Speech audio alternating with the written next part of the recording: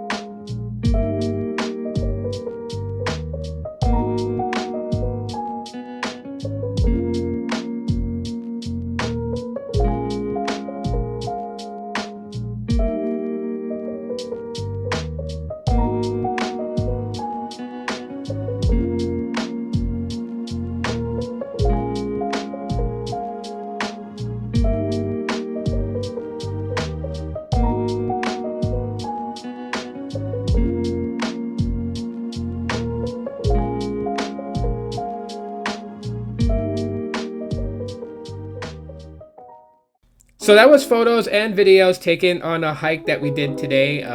My wife and I went out to go do a hike along with my youngest daughter. She came along to hike with us. So we had a lot of fun. And I grabbed a lot of photos that I could on the trail. It was evening. The sun was going down. So it was kind of low lighting, especially towards the end. But I think the cameras performed very well. The selfie cam does very good. The main camera sensors do very good. Portrait shots are really nice. So yeah. You're still capable for photos. Right now, it is 8:01 p.m. and I'm ending it off at 32% battery. I took it off the charger at about 12 noon.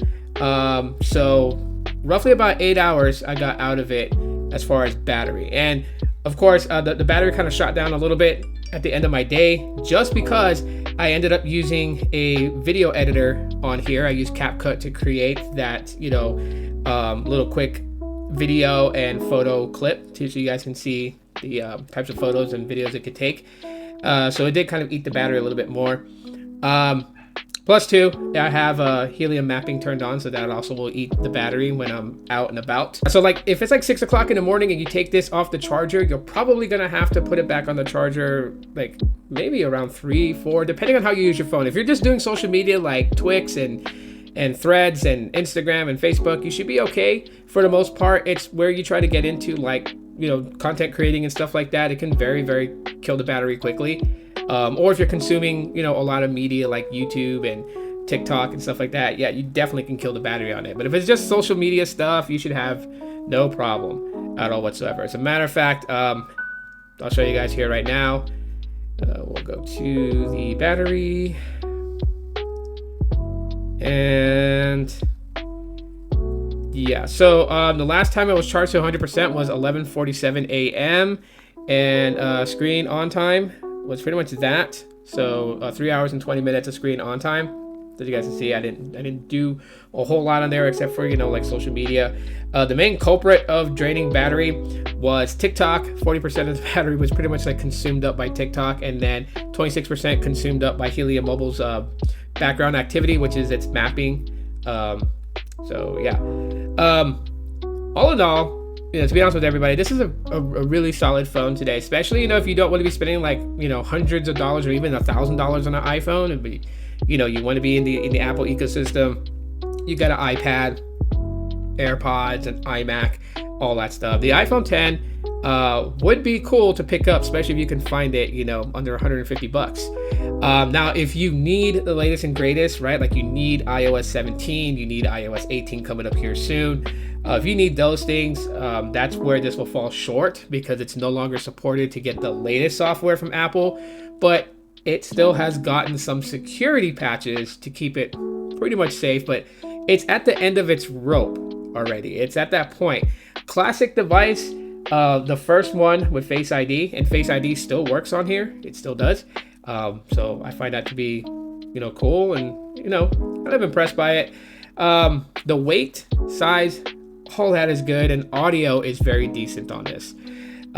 So I will leave it at that for this video. Let me know what your guys' thoughts are about the iPhone 10 in the comments. I'd love to read comments and see what your guys' thoughts are. Thanks for checking out the video. Yeah, so that's it for I use an iPhone 10 for a day.